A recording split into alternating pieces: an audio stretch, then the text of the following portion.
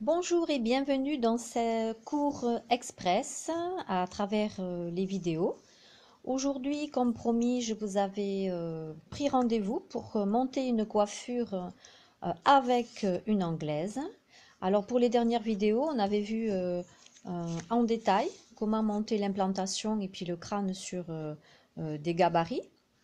Comment nous pouvions aussi monter une tresse sur une coiffure et comment monter une torsade sur une coiffure. Aujourd'hui, je vous propose de nous occuper de l'anglaise, c'est-à-dire ce schéma que nous avons ici, à monter elle aussi sur une coiffure. Alors, je me présente, je suis Sylvie Cadamuro, artiste peintre et professeure en dessin artistique comme en dessin professionnel à travers le métier de coiffeur et d'esthétisme. Et aujourd'hui, donc, je propose mes services pour l'instant gratuitement pour certaines vidéos aux élèves de CAP coiffure ou même de brevet, dans l'objectif de leur faciliter la tâche dans le cadre du dessin de leur métier, de leur diplôme surtout, pour atteindre l'objectif de dessiner une coiffure cohérente et facile à faire ensuite en salon. Alors comme on avait déjà fait l'étude de l'implantation, là je ne vous montre pas forcément les règles, vous pouvez aller le voir sur d'autres vidéos qui ont été posées par mes soins sur ma chaîne YouTube. Donc là pour monter une coiffure, c'est le même principe, à savoir de poser d'abord vos implantations et votre crâne. Je prévois de poser mon anglaise à partir d'ici, donc je peux gonfler le crâne à travers le volume des cheveux. Je veux que mes cheveux soient tirés vers le point ciblé pour faire donner la naissance à mon anglaise. Et c'est à partir de là que parfois les choses se compliquent. Comment poser mon anglaise à partir de cheveux que j'ai choisi donc de tirer vers le haut et de la faire descendre en dessin. Alors je lui mets son itinéraire, c'est ce que je viens de faire ici. Alors en mémoire, vous pouvez voir une autre vidéo où je vous ai posé les éléments pour dessiner l'anglaise, que ce soit en schéma ou en dessin de qualité.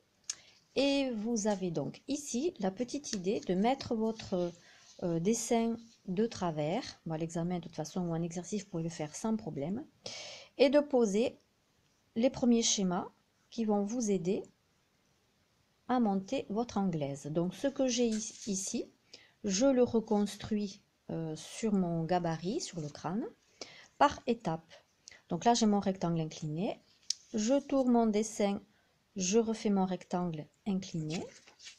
L'inclinaison ici a un lien avec mon schéma d'anglaise qui tombe vers le bas. Et du coup, mon travail d'anglaise peut être fait éventuellement rapidement de cette façon. Donc c'est ici le virage qui n'est pas toujours facile à élaborer.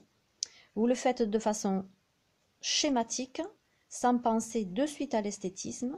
Et ensuite, quand le schéma est posé, vous arrondissez les angles de manière à ce que votre anglaise puisse être jolie, esthétique ou tout ce que vous voulez en termes de coiffeur.